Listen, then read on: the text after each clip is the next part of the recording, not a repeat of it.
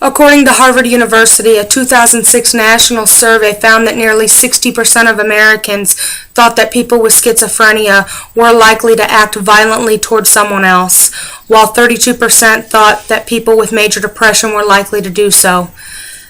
In this picture, 1 in 4 people are affected by mental illness, and suicide is the third leading cause of death in those with mental illness. Also, people of color are less likely to access health care and the right care they need for their mental illness. Today I'm going to inform you of the likelihood of those suffering with mental illness to become violent. In my career as a nurse, I have come in contact with many different people, including those suffering with mental illness. I believe this topic is crucial simply because society needs to detach the stigmas and discrimination that come along with mental illness. Those with mental illness are no more likely to become violent than others. However, because of these stigmas, people with mental illness find it hard to adapt and cope in society. Many who suffer from mental illness will ultimately end their lives due to their failures to fit into society. With increased awareness and education, society can work together to break down these stigmas and ultimately provide safer, longer lives to those suffering with mental illness. In order to better understand how violence relates to mental illness, we need to learn about 3 subtopics. Number 1, are the mentally ill at an increased risk of violence? Why do people become violent? And who in society is most vulnerable at perpetrating violence? Let's begin with understanding why people become violent to begin with. According to MI Fellowship 2011, violence can be committed for many different reasons. As a result of stress, violence can happen when people are not coping or lack the skills to cope with situations that confront them, or simply when people are unhappy. Violence can be used to maintain control or dominance. It can be used as a way of handling unsavory situations. Among the extensive research that has been conducted on violence, a prominent factor is the notions of learned behavior.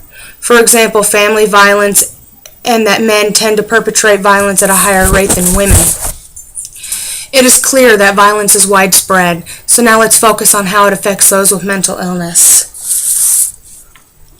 In this picture, the mentally ill are 10 times more likely to be the victim of a violent crime rather than to commit one. According to Stewart in 2003, prior to 1980, the dominant view was that the mentally ill were no more and often less likely to be violent. Studies have shown that those with mental illness are at no more greater risk of violence than those without mental illness. Roughly 22% of those with bipolar disorder showed occurrences of violence, and nearly 28% of those with major depression. Delusions are not associated with violence. Now that we know more about the risk of the mentally ill to become violent, let's see who is most vulnerable to commit the violence. People in society who are most vulnerable to perpetrate violence are young males between the age of 15 and 25 years old, also people who abuse alcohol and drugs, according to MI Fellowship 2011. People who have a history of violence, either personal or family, are more vulnerable to perpetrating violence themselves. If violence is out of the normal for someone that you know, then they do not fall into the high-risk group category, whether they suffer from mental illness or not. As you can see, those with mental illnesses are no more apt to become violent than those without.